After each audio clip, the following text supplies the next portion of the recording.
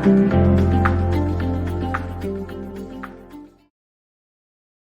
Dear friends. तो officially हमारा course जो है ख़त्म हो चुका है। मैंने आपको 50 डेज का एक कोर्स दिया है। 50 डेज का कोर्स कंप्लीट हो चुका है। कुछ और वीडियोस भी हैं जो बोनस वीडियोस हैं, ये आपके लिए है। टोटली फ्री है आपके लिए। आप आपके इंफॉर्मेशन के लिए, आपके नॉलेज के लिए, आपके ये एप्लीकेशन के लिए, आपके प्रैक्टिस के लिए ये सारे वीडियोस जो हैं, आज से लेकर जो भी वीडियो आपको दिखाई दे रहा है, 50 डेज के बाद जो भी वीडियो आपको दिखाई दे रहा है, बिल्कुल फ्री है, बिल्कुल मुफ्त है और आप इसका पूरा फायदा उठा सकते हैं। ठीक है, तो आज के इस वीडियो में भी मैं कुछ मिस्टेक्स जो हमारे डेली कॉन्वर्सेशन में मैंने डिटेक्ट किया है, नोट किया है, मैंने वहां पर करेक्ट किया है और मैं वो करेक्शन आपको बता रहा हूँ। ठीक है, तो मिस्टेक नंबर 1 की तरफ चलते हैं। हिंदी में बोलते हैं मैंने एक सपना देखा, मैंने एक सपना देखा, आई सॉ अ ड्रीम। तो वो गलत है। इंग्लिश में अगर आप ट्रांसलेट करोगे, मैंने आपसे पहले भी कहा है कि आप कभी भी ट्रांसलेट ना करें। जहां पर भी ट्रांसलेशन चलता है वहां पर इंग्लिश का सेंटेंस रॉन्ग निकलेगा।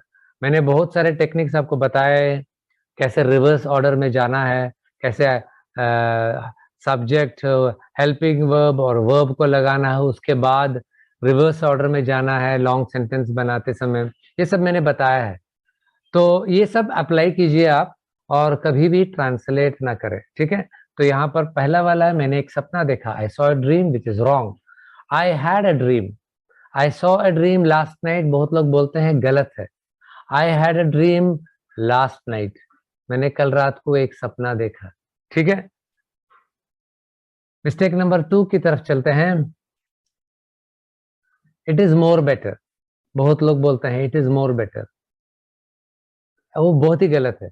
It is absolutely wrong. सही सेंटेंस है इट इज बेटर, और या फिर आप कह सकते हैं इट इज इवन बेटर। ठीक है, इट इज मोर बेटर मतलब क्या? बेटर मतलब बेहतर है। मोर बेटर मतलब बेहतर से भी ज्यादा मोर है क्या? गलत है। ठीक है, सो आप कहेंगे इट इज बेटर और इवन बेटर। ठीक है, mistake number 3, I did a mistake, ये सब लोग बोलते हैं that is a big mistake. ठीक है, ये जो सेंटेंस है, मैंने देखा है इंग्लिश टीचर्स भी बोलते हैं आई डिड अ मिस्टेक। अरे आई मेड ए मिस्टेक या फिर आई कमिटेड ए मिस्टेक, थोड़ा और अच्छा इंग्लिश है। मैं अगर आपको बताता हूँ कि अगर आप कहोगे आई आई कमिटेड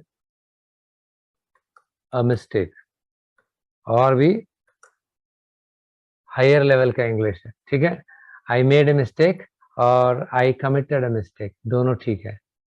मिस्टेक नंबर 4, बहुत लोग बोलते हैं, अक्सर सुनते हैं, today is my marriage anniversary. गलत, सरासर गलत। Today is my wedding anniversary, that is correct. ठीक है, तो ये जो है आप लोग हमेशा याद रखिए कि कभी भी ऐसा होता नहीं है कि today is my marriage anniversary, today is my birth anniversary, today is my death anniversary. जो बोलते हैं ये सब गलत है। ठीक है, तो जब वेडिंग के बारे आप बात करेंगे, शादी के बारे में बात करेंगे, definitely today is my wedding anniversary. Alright, mistake number 5 में आपको बताया गया है I am going to give an exam, मैं एक इम्तिहान देने जा रहा हूँ। ये भी एकदम ट्रांसलेशन है। ठीक है, ये ट्रांसलेशन हिंदी की ट्रांसलेशन है, गलत है। I am going to write an exam, हमेशा बहुत लोग बोलते हैं did you give the exam, क्या गिव क्या होता है, एग्जाम देना क्या? वो ट्रांसलेशन है हिंदी का, कभी भी ऐसा मत करो। I am going to write an exam, और I am going to attend an exam, और I am going to attempt an exam. Attempt हो सकता है, अटेंड हो सकता है, राइट हो सकता है, ये सब सही है। ठीक है, अब आप सिर्फ इतना ही बोलिए I am going to write an exam. An exam, exam E से शुरू होती है और ई एक वोवेल है, इसके चलते एन लगेगी यहाँ पर। ठीक है, मिस्टेक नंबर 6 में आपको दिखाया गया है आई मैरिड 25 ईयर्स बैक, मैंने 25 साल पहले शादी की। गलत है, आई मैरिड 25 ईयर्स बैक, गलत है। बैक, बैक अब तब यूज करेंगे जब बैक के बाद और भी सेंटेंस हो। ठीक है, वो गलत है। कभी भी कोई भी सेंटेंस बैक करके एंड नहीं करते हैं। I married 25 years ago। अगो का मतलब पहले, 25 साल पहले मैंने शादी की है। मैंने 25 साल पहले शादी की है। ठीक है। सब्जेक्ट, हेल्पिंग वर्ब, वर्ब हमेशा याद रखना। ठीक है। मिस्टेक नंबर 7, मिस्टेक नंबर 7, ये भी एक उसी तरीके का एक और गलती है। I wrote the letter 5 years before. गलत है, मैंने ये चिट्ठी 5 साल पहले लिखी। गलत है ये sentence, I wrote the letter 5 years ago। इसके बदले आप कहोगे I wrote the letter 5 years ago।